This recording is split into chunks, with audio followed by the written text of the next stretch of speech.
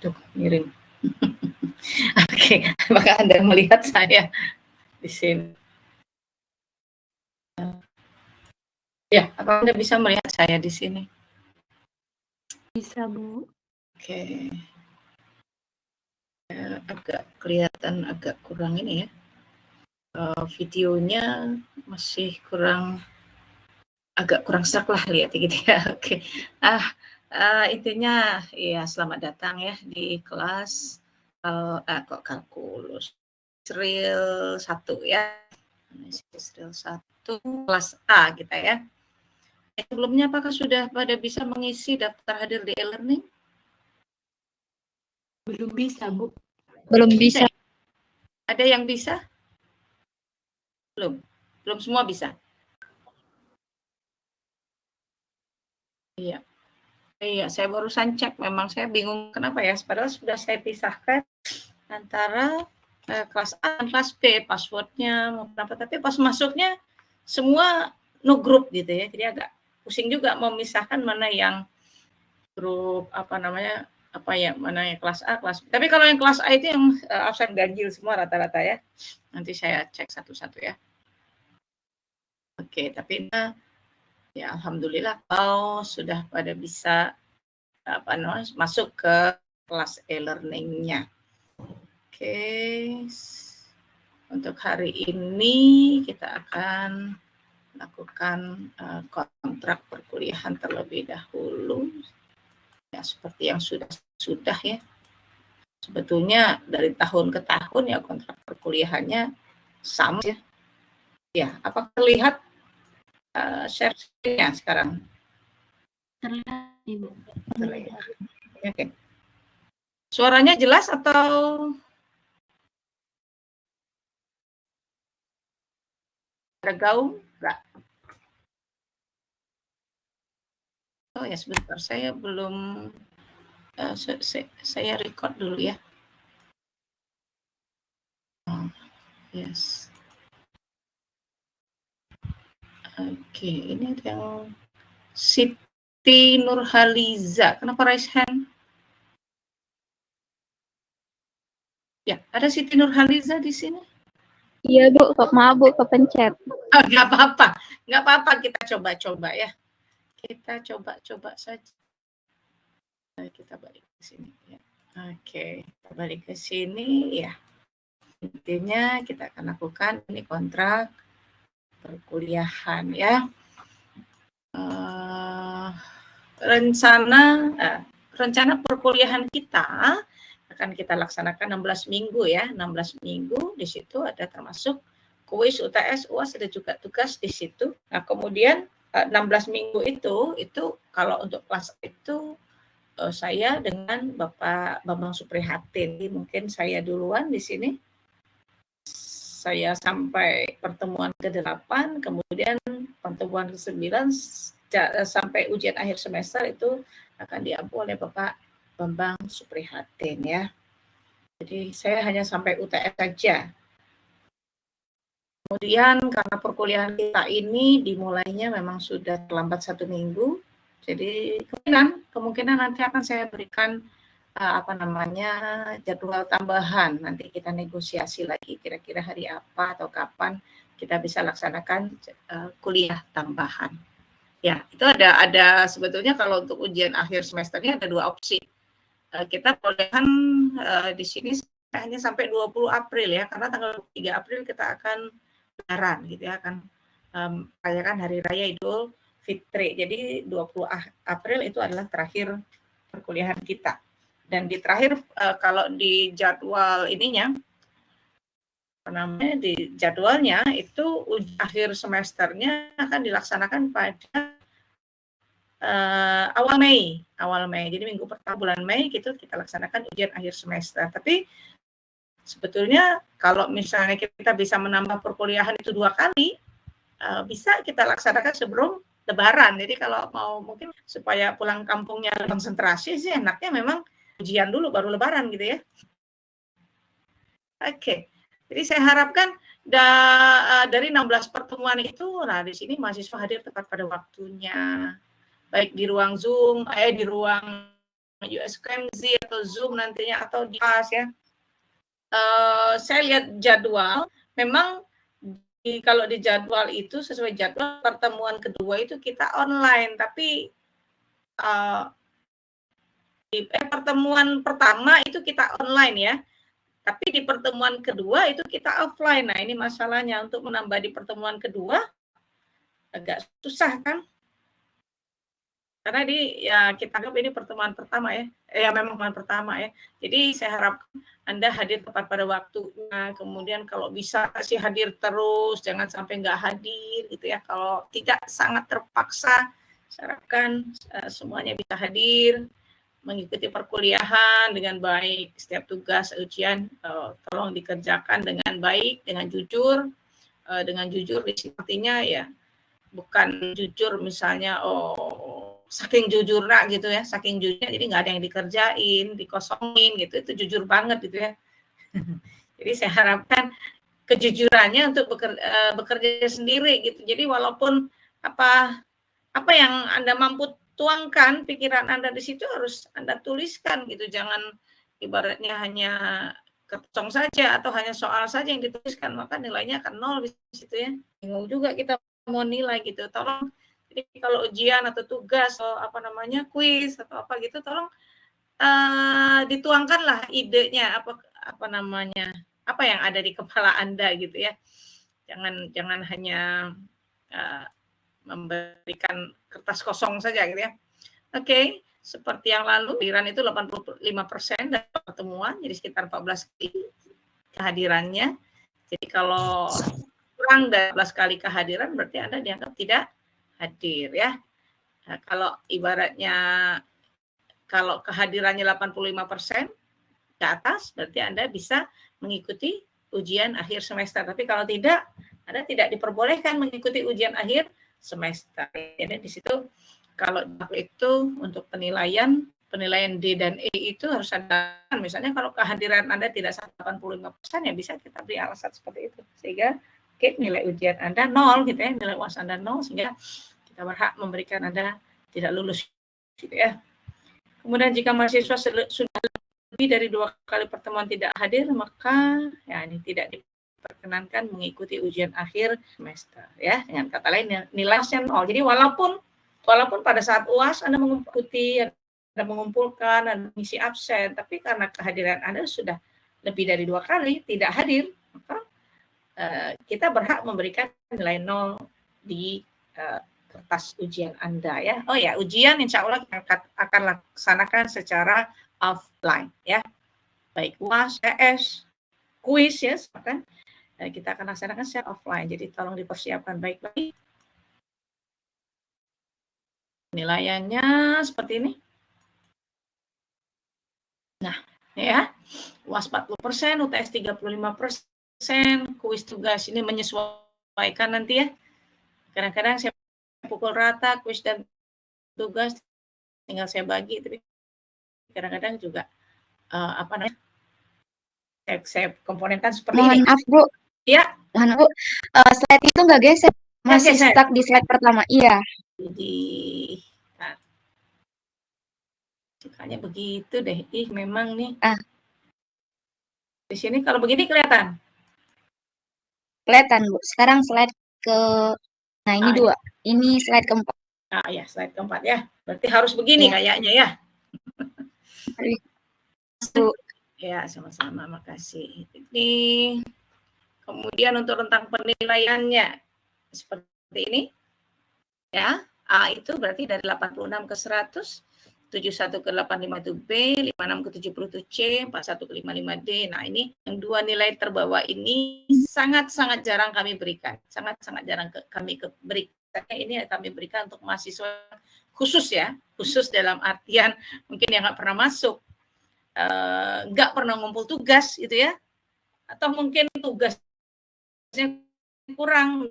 Misalnya dari selama pertemuan ada 4 atau 5 kali tugas yang diberikan, yang dia kumpul hanya 2 ya. Misalnya biasanya kalau tugas kan kita lewat e-learning. Jadi yang dia-upload cuma 2. Cuma tugas yang diberikan atau 3 saja. Jadi ada 2 tugas yang tidak diberikan sehingga nilai tugasnya jadi kecil ya, nilai tugas rata-ratanya kecil. Atau bisa jadi juga di kuisnya. Kalau seandainya kuisnya dilaksanakan secara online ya, dia tidak men-submit gitu ya. Atau bisa juga di kelas pada saat ujian kita offline, Anda tidak mengumpulkan gitu, adik mengumpulkan karena merasa tidak mampu mengerjakan dengan baik, akhirnya tidak menulis apa-apa, jadi akhirnya Anda tidak mengumpulkan seperti itu. Jadi tolong setiap ujian itu diusahakan gitu ya, diusahakan dipersiapkan dengan baik. Tentu saja yang pertama Anda harus mempersiapkan dengan baik. Yang kedua, ya setidaknya adalah ide yang akan di situ, walaupun mungkin kurang benar, atau ya kalau ngawur ya jangan ngawur sekali gitu ya. Ngawurnya itu kalau bisa ngawur yang beraturan gitu. Gimana caranya ngawur yang beraturannya? Oke. Nah, ini materi kita pelajari gitu. Dasar-dasar matematika murni ya, mata kuliah ini secara garis besar yang pertama kita akan lihat pengantar. Pada pengantar itu konsep dasar aljabar himpunan, kemudian fungsi dan induksi matematika ya. Yang kedua kita akan lihat sistem bilangan real, kemudian sifat-sifat yang berlaku dan penerapannya. Tapi biasanya penerapannya lebih ke teoritis ya, bukan penerapan kehidupan sehari-hari, lebih ke teorema di sini. Kemudian topologi pada R, kita lihat yang berikut. Yang ketiga, kemudian yang keempat adalah konsep dasar barisan. Kemudian referensi pokok adalah buku Introduction to Real Analysis by Walter R.J. Ensler 2000 dengan penerbitnya ini John Wiley & Son. Ini buku pokoknya. Untuk buku tambahan bisa Anda ambil Anda cari dari internet ya, bisa Anda cari di internet. Monggo silahkan, bebas ya. Banyak. Jadi intinya di sini hubungannya dengan introduction ya. Jadi kita masih di sini analisis realnya itu introduction, jadi pengantar, bukan ke analisis real yang yang sesungguhnya ya. Ya ini analisis real yang sesungguhnya, tapi untuk kelas S1 masih pengantar. Jangan ambil buku yang advance. Kalau ambil buku yang advance pusing nanti Anda bacanya gitu ya. Jadi yang introduction, atau kalau Anda browsing juga diktat analisis real ya, analisis real yang berbicara tentang ini. Jadi silakan bebas aja untuk literatur yang digunakan ya. Oke, sampai di sini mungkin ada yang mau ditanyakan.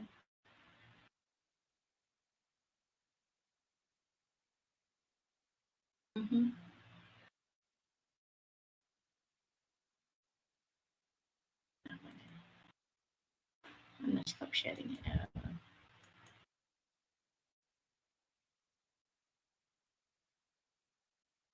Ya, tidak ada yang ditanyakan? Oke.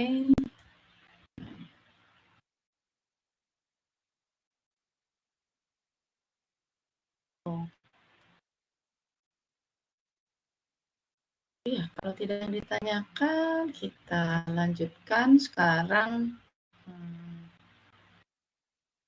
Kasih ini mau dengerin.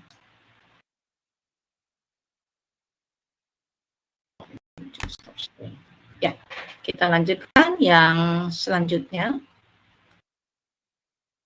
Sedikit, nah ini yang pertama tentang pendahuluan. Nah, materi yang akan dipelajari pada bab pendahuluan ada di sini aljabar himpunan, kemudian fungsi dan induksi matematika ya. Jadi saya rasa untuk oke. Apakah terlihat ini slide yang berikutnya? Belum. Untuk Terlihat saya ya? tidak. Tidak terlihat, sebentar.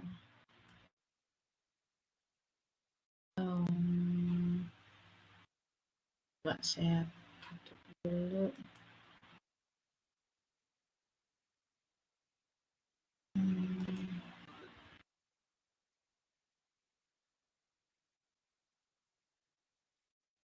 Nah, ini kelihatan? Apakah sekarang terlihat? Terlihat, Bu. Terlihat, ya. Ya, ini materi-materi akan kita pelajari di bab pendahuluan. Itu ini ya, aljabar himpunan, fungsi, induksi, matematik. Jadi aljabar himpunan di sini akan kita bahas tentang himpunan-himpunan ya. Konsep himpunan, bagaimana sifat-sifatnya, kemudian bagaimana aturan-aturannya dalam himpunan, kemudian yang berikutnya adalah fungsi, kemudian ada juga induksi matematik. Jadi induksi matematika ini salah satu metode untuk pembuktian suatu teori ya. Bisa rumus, bisa teorema gitu ya. Oke. Di sini salah satu dari sekian banyak alat yang penting dalam matematika modern adalah teori himpunan ya. Dalam tulisan ini jika dituliskan himpunan X, maka yang dimaksud adalah himpunan bilangan real. Nggak enak ini ya.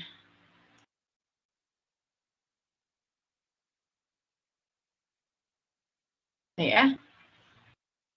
Bagian pertama dijelaskan beberapa simbol dari teori himpunan yang akan berguna nantinya. Ya, definisi yang pertama, himpunan didefinisikan sebagai kumpulan objek. Jadi cukup kumpulan objek-objek. Objek dari suatu himpunan itu disebut anggota atau elemen dari himpunan tersebut. Oh ya, Anda ini ambil aljabar 1 juga ya, rata-rata semuanya ya? Halo? Apakah Anda juga kuliah aljabar 1 pada saat kemarin? Suara saya nggak kedengeran ya? Halo?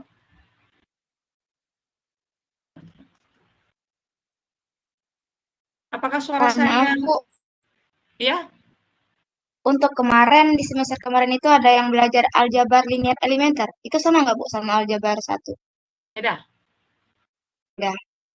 Anda belum kuliah aljabar 1? Di semester 4 ini baru struktur aljabar 1, Bu. Oh iya, sama struktur aljabar 1. Di semester yang sama berarti dengan analisis ya? Analisis Iya, Bu. Oke. Ya, oke. Lanjut, mana tadi?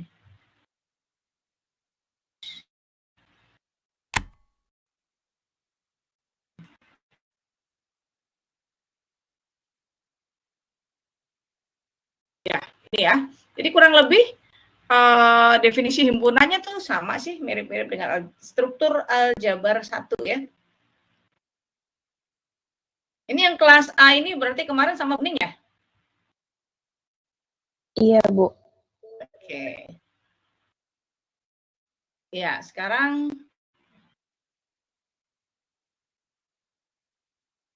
ya tadi diawali dengan definisi himpunan tadi ya. Himpunan itu adalah sekumpulan dari objek-objek ya, sekumpulan objek-objek. Jadi ada banyak sekali, mungkin kemarin sudah dijelaskan sama Bu Ning ya. Apa saja sih himpunan itu atau bagaimana cara menuliskan suatu himpunan ya. Bagaimana cara menuliskan suatu himpunan? Boleh diulangi?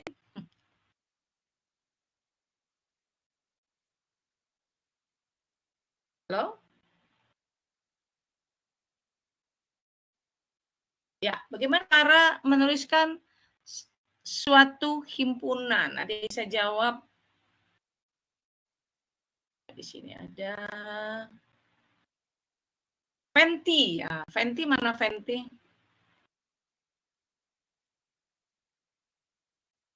Halo? Fenty apakah monitor?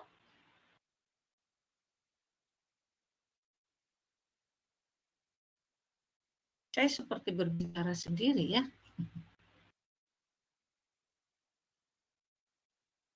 Fenty apakah bisa didengar suara saya?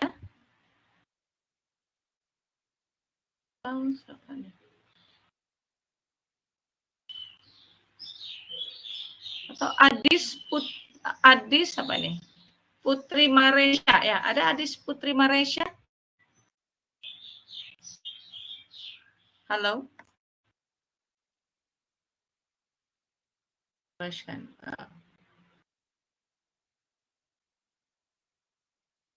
Ini kita bisa komunikasi 2 arah kah? Atau cuma saya saja yang bisa bicara di sini sebentar? Itu saya masih agak bingung ini pakai US KMZ ini. Ya. Jadi tolong kalau yang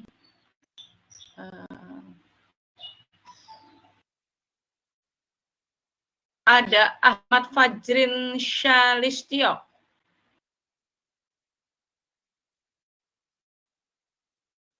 Halo, apakah bisa Hadir, Bu. hadir? Nah, ini bisa ya. Ini Nur Fajr ya. Hadir, Bu. Hadir. Oke, bisa dijawab bagaimana cara menuliskan sebuah himpunan? Kemarin sudah ada struktur aljabar 1 ya. Ada yang bisa menjawab kira-kira bagaimana tata cara atau bagaimana cara menuliskan sebuah himpunan? Ada berapa metode?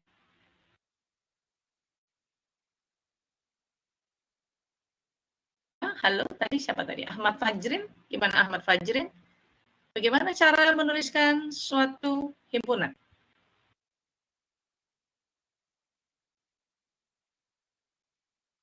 Atau ini dulu deh, notasi himpunan. Biasanya dinotasikan dengan apa? Himpunan itu.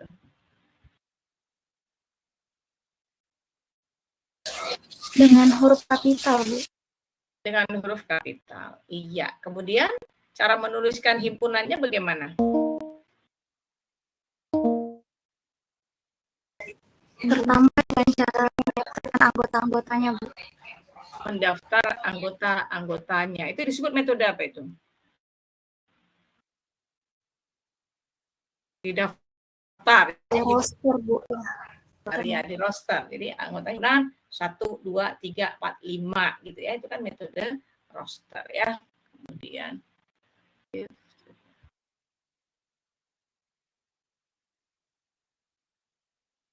nah ya, whiteboardnya di sini ya.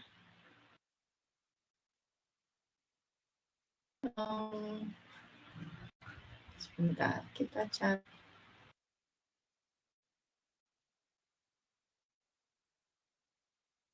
Gimana kalau menulis di sini ya? Harus di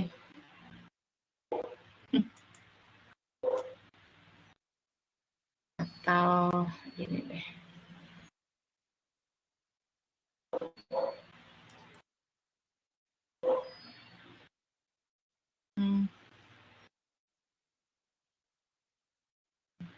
Saya sharing lagi. Entire, coba entire apa coba?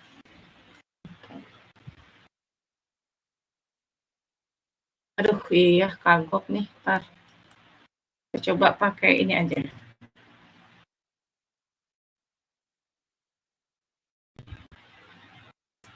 Nah, coba kalau saya tulis di sini bisa nggak sih?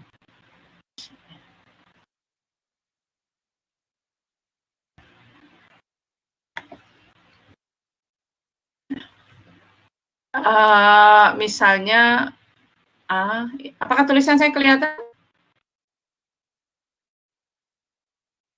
Halo, saya kelihatan? Ya? Tidak, Bu. Tidak terlihat. Ini, saya tulis dulu. Misalnya,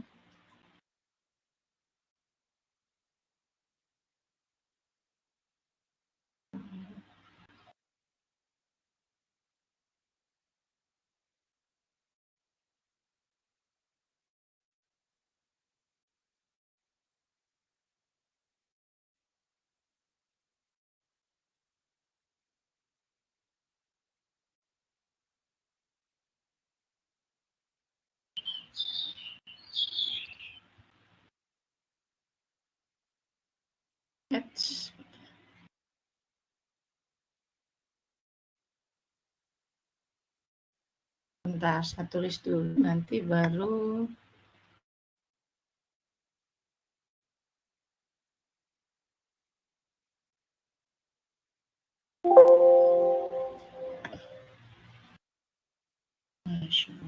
di sini.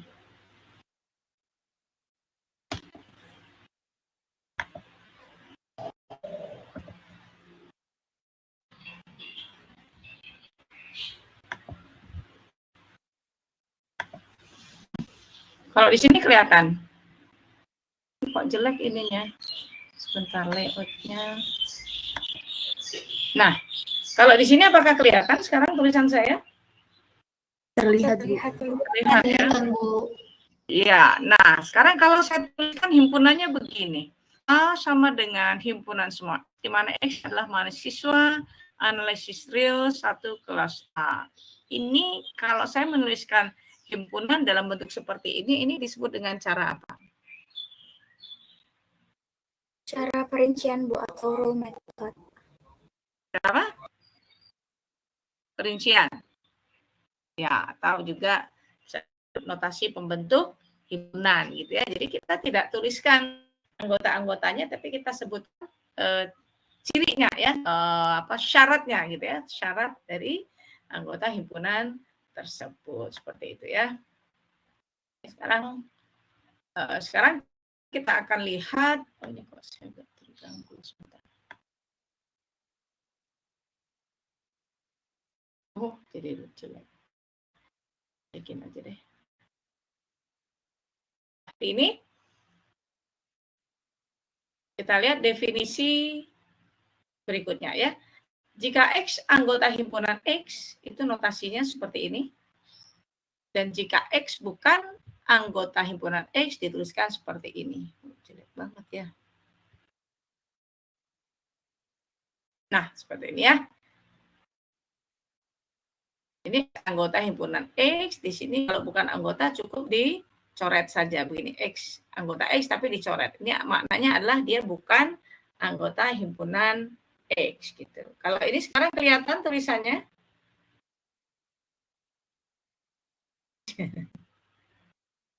Waduh, saya nggak bisa monitor nih ya. Saya gabung aja deh, mungkin.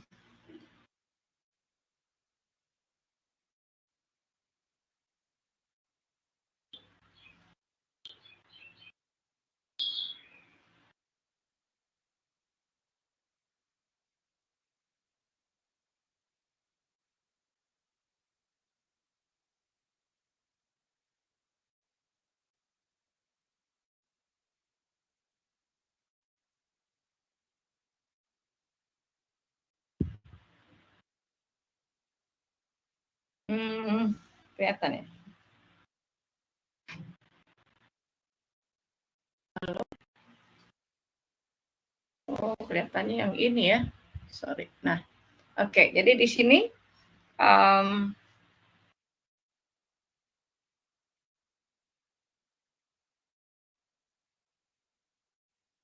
saya malah nggak bisa dengar suara saya sendiri ya. Suara saya nggak kedengeran ya? Dengar, Bu. Dengar ya?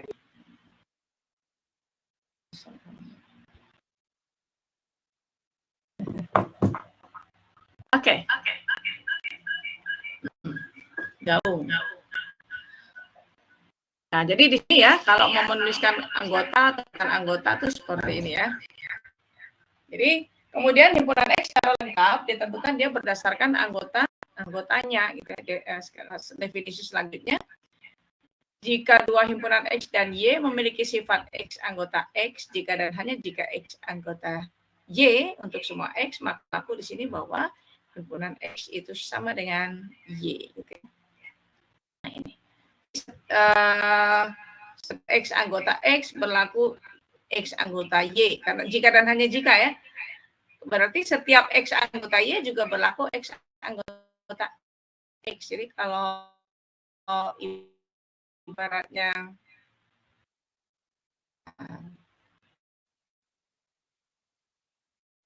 jadi makna dari tulisan tadi adalah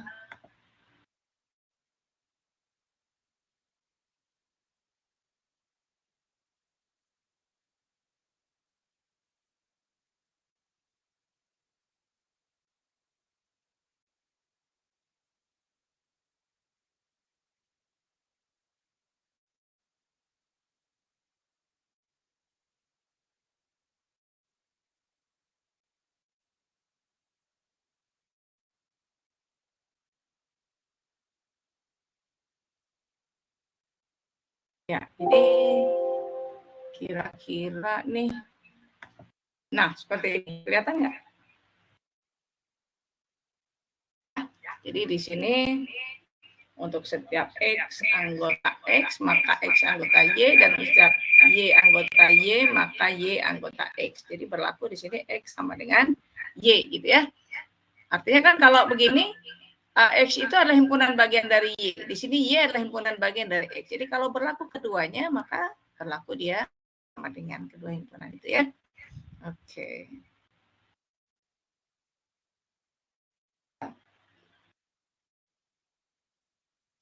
Kemudian X disebut himpunan bagian dari Y, dituliskan seperti ini. X subset Y, jika dan hanya jika untuk setiap X anggota X, maka X anggota Y. Nah, ini makna dari X himpunan bagian dari Y, gitu ya. Jadi kalau misalnya Anda diminta untuk membuktikan apakah himpunan bilangan bulat itu merupakan himpunan bagian dari himpunan bilangan real. Bagaimana cara?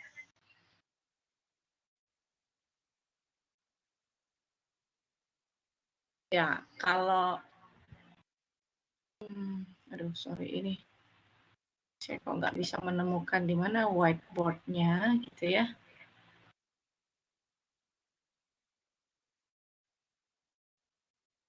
Jadi kalau misalnya saya buat ini aja ya.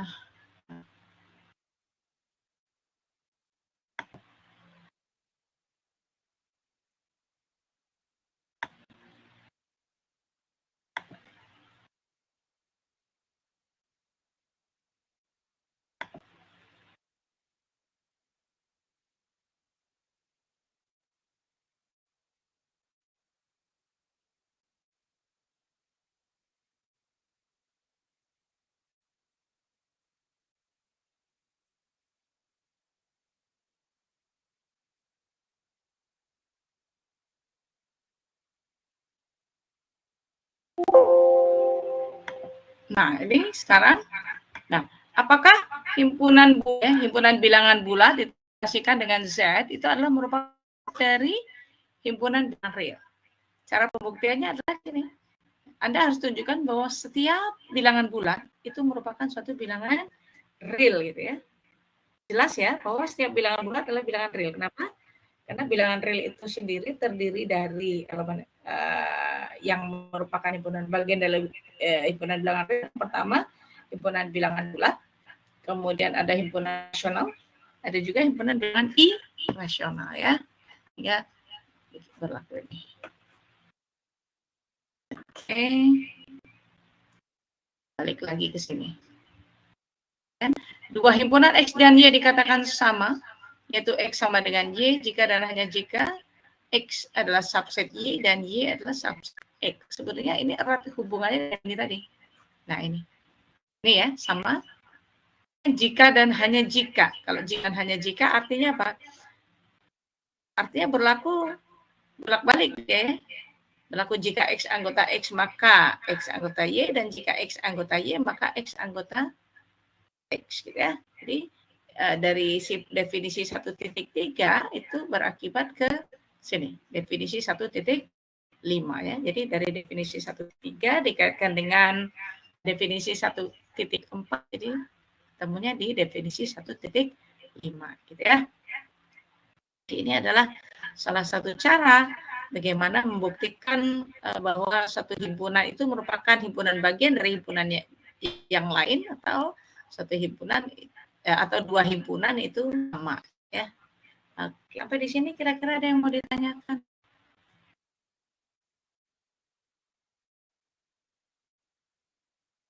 Halo.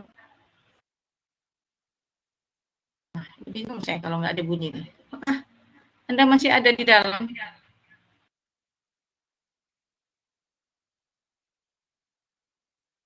Stop dulu.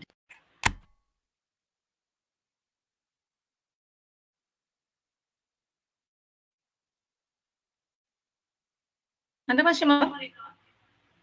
Halo, Alia Dwi Syabila. Apakah masih monitor suara saya?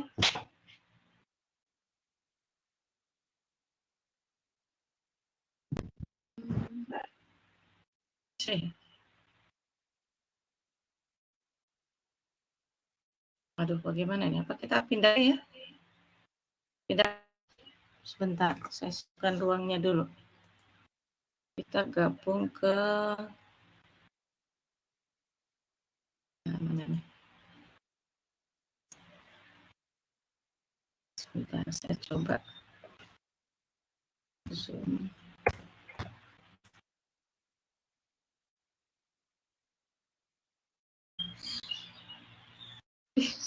Mana nih? Mana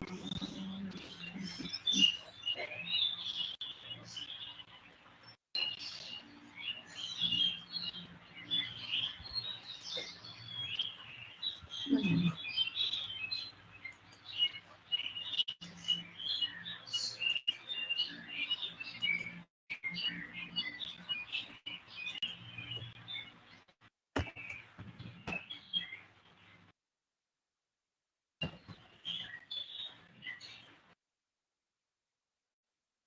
Zoom juga.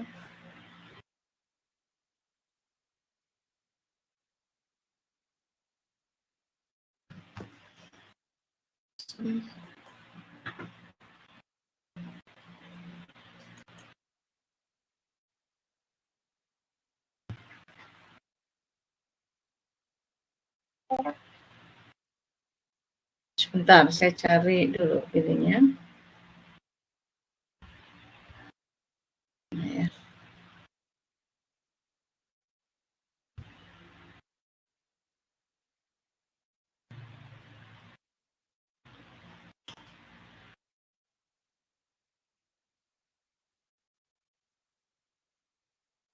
Catatannya kemarin.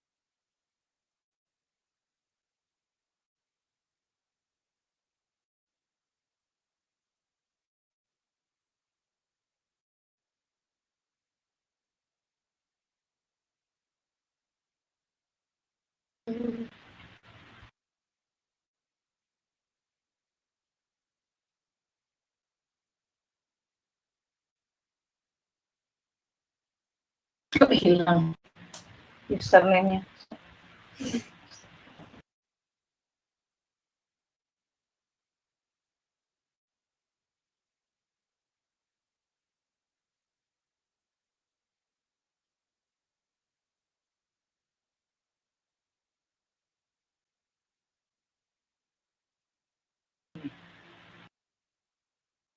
8.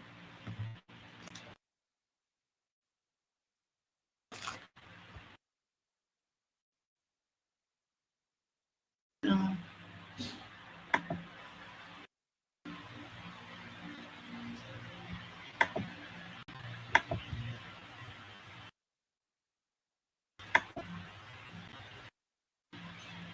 matematika, ada transfer media.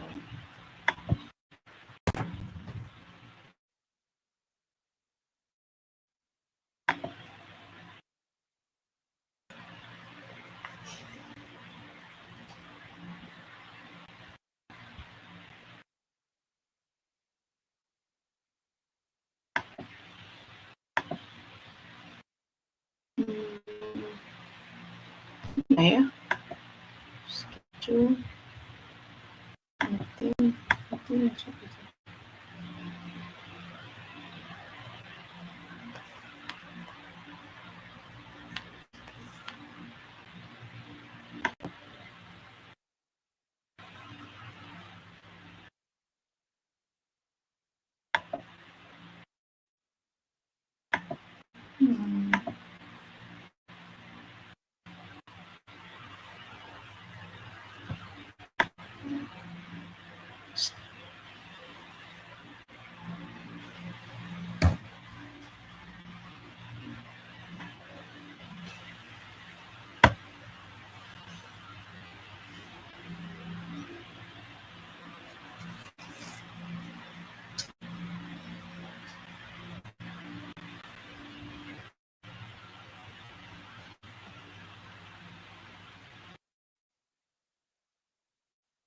Jadi kenapa ini?